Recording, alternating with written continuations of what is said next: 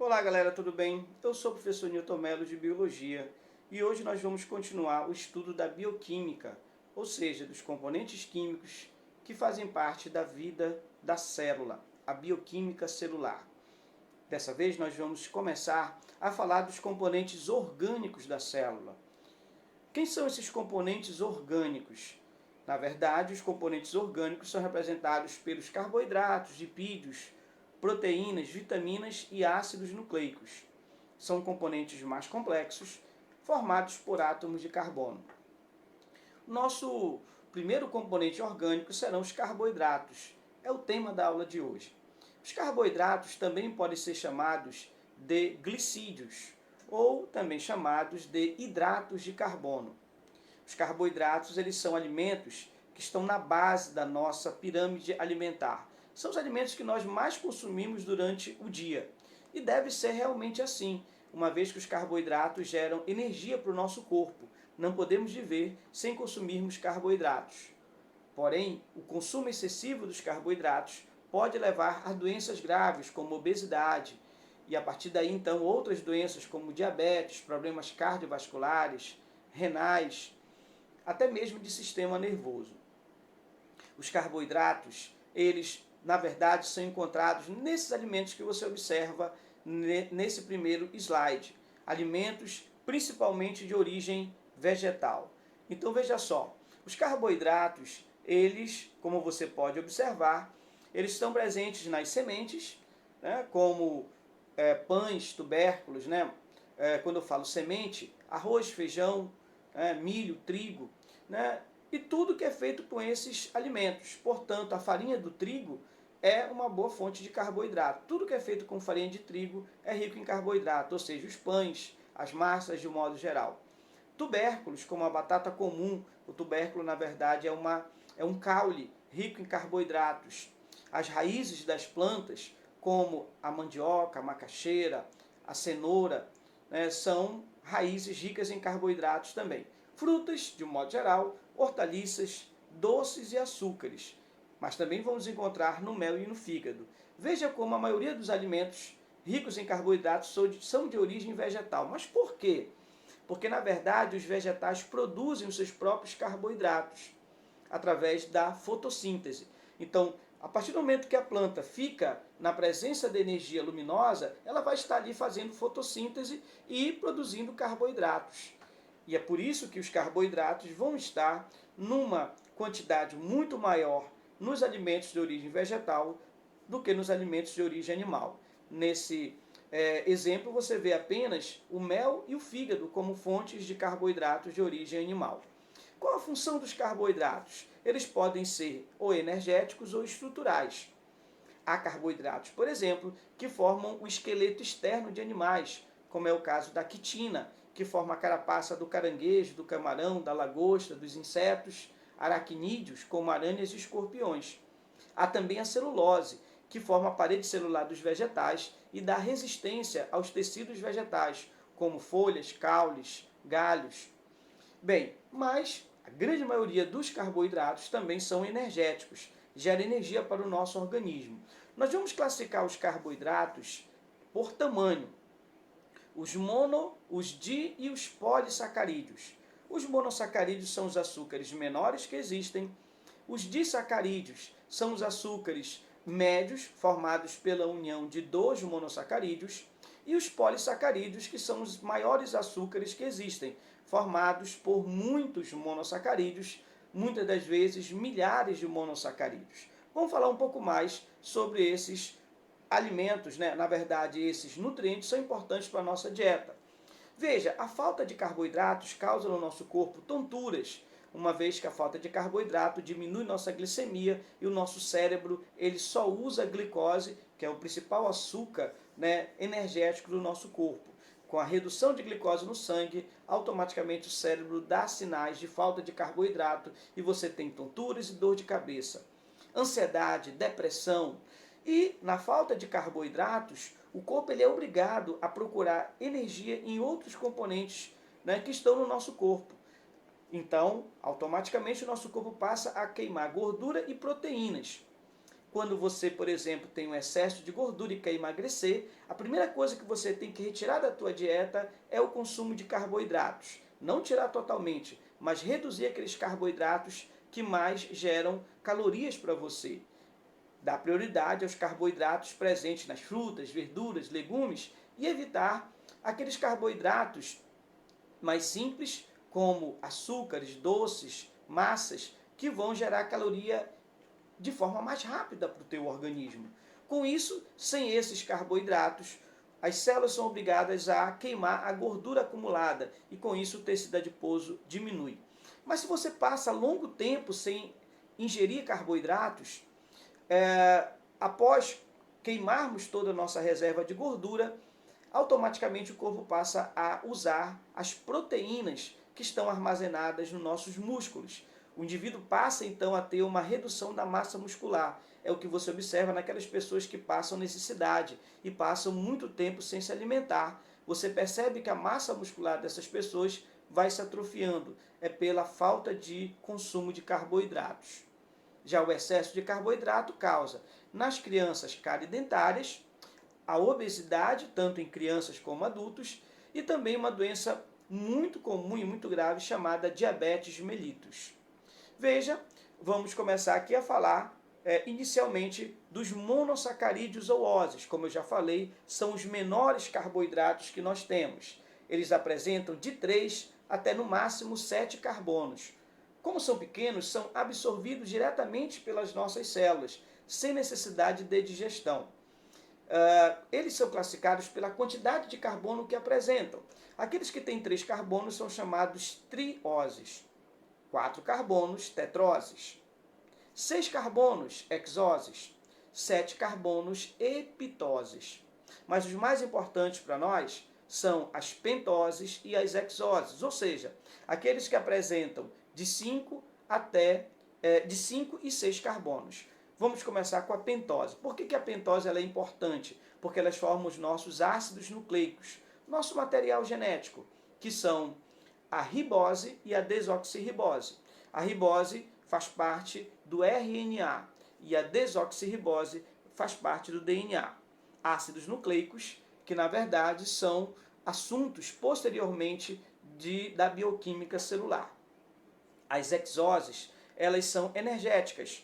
São 3 tipos principais de hexoses: a glicose, a frutose e a galactose.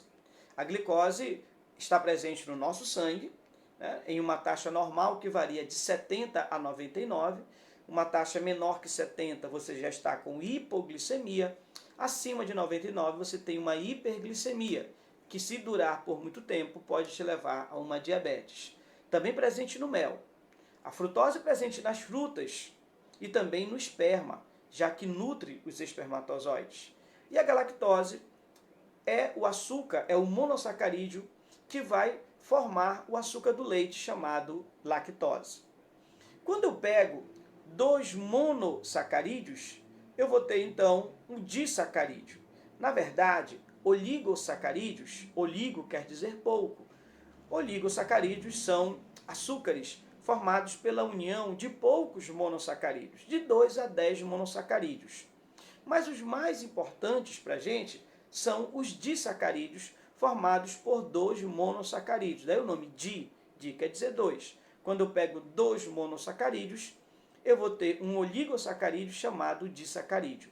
Como eles são um pouco maiores, eles não entram direto na célula.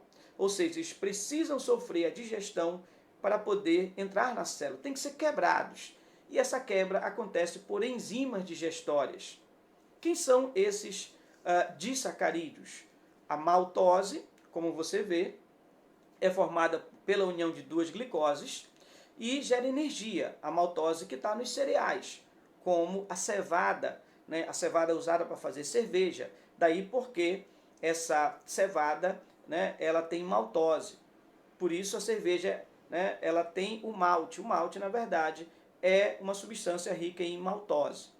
A sacarose é o açúcar mais presente na nossa dieta, porque está no açúcar comum. O açúcar que nós usamos em casa, na verdade, é a sacarose, formada pela união entre uma glicose e uma frutose, também presente na beterraba. E, finalmente, a lactose, que é muito conhecida.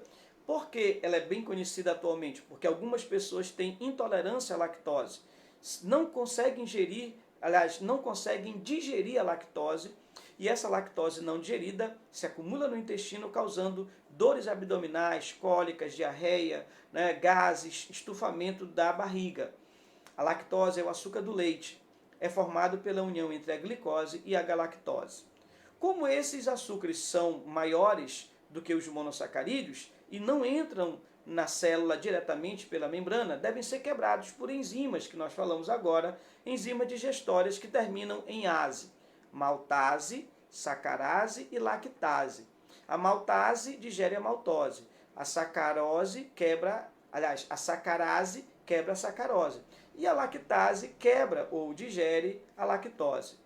Pessoas com intolerância à lactose são pessoas que não produzem ou produzem em pequena quantidade a lactase, ou seja, a enzima que iria digerir a lactose, o açúcar do leite. E toda vez que ingerem leite ou derivados, essa lactose, uma vez não digerida, se acumula no intestino e acaba causando problemas gastrointestinais para o indivíduo. Bem, aí você observa alguns exemplos, né, de disacarídeos, alimentos ricos em disacarídeos, na verdade. A beterraba, rica em sacarose, a maltose, rica, presente, na verdade, os cereais presentes, que tem como açúcar presente a maltose, leite e derivados que tem a lactose, ok? E aí vamos para os maiores açúcares que existem, que são os polissacarídeos, formados pela união de vários monossacarídeos, acima de 10. Como são gigantescos, porque muitos têm milhares de glicose, como você pode observar nesse quadro, só vão entrar na célula se sofrerem digestão. Se não digerirmos, eles não entram na célula. Vamos já ver isso agora. Quem são esses polissacarídeos? O amido, o glicogênio, a celulose e a quitina. O amido e o glicogênio são polissacarídeos energéticos. Na verdade, são reservas de glicose que eu encontro nos vegetais e nos animais. Acompanha comigo. O amido, ele é a reserva de glicose das plantas. À medida que a planta faz fotossíntese, ela vai produzir glicose. E aquela glicose que ela não usa logo, ela guarda em células específicas, como células da raiz ou do caule, né? Ou até mesmo nos frutos ou sementes. Essa glicose vai entrando nesses órgãos, nas células desses órgãos, e elas vão se unindo, formando o amido. O amido tem mais ou menos 1.400 moléculas de glicose, para você ver como ele é grande. Por isso que o amido está nas raízes, nos caules, nas sementes. Quando eu falo raízes, a mandioca, a macaxeira, né, a batata doce. Caules, como a batata inglesa ou batata comum. Sementes, arroz, feijão, trigo, milho, né, todos esses alimentos, aveia, todas essas sementes, esses grãos são ricos em amido. O glicogênio já é a reserva de glicose dos animais. Quando ingerimos glicose em excesso, essa glicose não pode ficar em excesso no sangue e nós vamos guardar essa glicose no nosso fígado e músculo na forma de glicogênio. Olha como o glicogênio é até maior do que o amido, tem 30.000 glicoses. Além de ser uma reserva de glicose dos animais, também é uma reserva de glicose dos fungos. A celulose já é um carboidrato, é um polissacarídeo estrutural, né? Forma a estrutura da parede celular dos vegetais. As células vegetais têm uma membrana externa chamada parede celular, que é rica em celulose. E essa parede celular rica em celulose dá rigidez ao tecido vegetal. Por isso vamos encontrar celulose nas folhas, nos caules, nos galhos, na casca da fruta. E essa celulose vai dar rigidez a esses tecidos. Alimentos ricos em celulose são chamados genericamente de fibras vegetais. Então, quando se fala, olha, temos que ingerir fibras, na verdade é ingerirmos alimentos ricos em celulose. A salada, por exemplo, as frutas, as verduras, os legumes, são alimentos ricos em celulose, tem fibra vegetal. Não digerimos a celulose, porque não produzimos a celulase, a enzima que digere a celulose. Portanto, uma vez ingerida, essa celulose passa pelo tubo digestório sem ser digerida. Vai para o intestino grosso, se junta ao bolo fecal, e isso é importante porque essas fibras, junto com as fezes, aumentam o volume das fezes, facilitando o tráfego desse bolo fecal no intestino, evitando a prisão de ventre. Ou seja, comer fibra evita que a pessoa, né, passe muito tempo sem eliminar as fezes. A quitina é um outro polissacarídeo estrutural, forma a parede celular dos fungos e o esqueleto externo dos artrópodes, animais que têm patas articuladas, como é o caso dos insetos, os aracnídeos e os crustáceos. Então, a asa do inseto, por exemplo, e todo o corpo externo do inseto é feito de quitina. A carapaça do caranguejo, do camarão, da lagosta também é feita de quitina, além da carapaça das aranhas e escorpiões. Então, a quitina é um polissacarídeo estrutural. Aqui você vê alguns alimentos ricos nesses polissacarídeos. O pão é rico em amido, já que vem da farinha do trigo. Alimentos como frutas, legumes e verduras têm celulose, a mesma celulose que é usada para fazer o papel. O glicogênio está no fígado e a quitina na carapaça da lagosta. Aí você observa esses polissacarídeos feitos de glicose e você vê aí uma cigarra eliminando o seu esqueleto velho para que ela possa crescer. Então, quando você vê o esqueleto de uma cigarra, significa que ela fez uma muda, ela eliminou o esqueleto antigo para poder então crescer e formar posteriormente um novo esqueleto. E esse esqueleto ele é feito exatamente de quitina. Bem, os carboidratos eles são muito importantes, especialmente a glicose, uma vez que a glicose é a principal fonte energética das células. Porém, a glicose em excesso causa problemas. Nós temos um órgão que controla a nossa taxa de glicose, que é o pâncreas, através da produção de hormônios como a insulina e o glucagon. A insulina é um hormônio que faz a glicose entrar na célula, ou para se transformar em energia, ou para ser guardada na forma de glicogênio. Quando você está com uma taxa normal de glicose, entre 70 e 99, o papel da insulina é fazer a glicose entrar nas suas células para gerar energia. Quando você tem uma hiperglicemia, ou seja, a tua taxa de glicose está acima de 99, a insulina tem um outro papel. Além de ajudar também a insulina a entrar na célula, além de ajudar a glicose a entrar na célula para gerar energia, a insulina também pega a parte dessa glicose do sangue e guarda no fígado e músculo na forma de glicogênio. Quando você passa longos períodos sem comer, horas sem comer, a tua taxa de glicose vai cair, você vai ter uma hipoglicemia. O pâncreas, percebendo que a tua taxa de glicose está muito baixa, produz agora o glucagon. Esse glucagon é um hormônio oposto à insulina. Ele vai transformar o glicogênio em glicose. Veja, a insulina transforma a glicose em glicogênio. O glucagon transforma o glicogênio do fígado e músculo em glicose novamente para o sangue. Ou seja, o glucagon ele vai aumentar a tua taxa de glicose no sangue, isso quando houver necessidade. Veja, aí você vê o pâncreas, é um órgão que está no nosso abdômen, e ele vai, através desses dois hormônios, que são insulina e glucagon, regular a nossa taxa de glicose. Quando a glicose está alta, o pâncreas libera insulina. Quando a glicose está baixa, o pâncreas libera glucagon. Automaticamente, quando esse controle da glicose não acontece corretamente, a pessoa tem uma doença chamada diabetes mellitus. Ok? É quando o pâncreas, por algum motivo, deixa de fabricar a insulina. Aí você vê a insulina que é o que tem esse papel de levar a glicose para dentro das nossas células. Sem insulina, essa glicose ela não entra na célula e ela acaba, nesse caso, sobrando no sangue, causando várias complicações. Por quê? Porque o excesso de glicose no sangue causa problemas na retina, né? A pessoa vai ter aí catarata, né? Problema na sua retina. Ela vai ter também problemas neurológicos, uma vez que esse indivíduo ele acaba apresentando perda de sensibilidade. Esse excesso de açúcar se transforma num álcool que agride as terminações nervosas. E também problema renal, o excesso de açúcar no sangue compromete o funcionamento dos rins. Normalmente um indivíduo diabético ele fica com problemas, né, nos rins, com nefropatias. E finalmente, se a glicose não entra no sangue e não entra na célula e sobra no sangue, as células ficam fracas. E quando a pessoa se corta, as células sem glicose, extremamente fracas, não conseguem se reproduzir para cicatrizar o ferimento. Esse ferimento acaba ficando, né, dias e dias sem cicatrizar e acaba sendo infeccionado por bactérias. As bactérias se aproveitam que aquele ferimento não fecha, entram nesse ferimento, causando uma infecção, podendo até levar à perda de dedos ou do próprio pé do indivíduo onde há aquela lesão. Portanto, a diabetes mellitus é uma doença, na verdade, fisiológica, que compromete vários sistemas do indivíduo, ok? É uma doença sistêmica. Por quê? Porque atinge vários sistemas do indivíduo. Nervoso, sistema renal, né? Sistema, na verdade, também cardiovascular.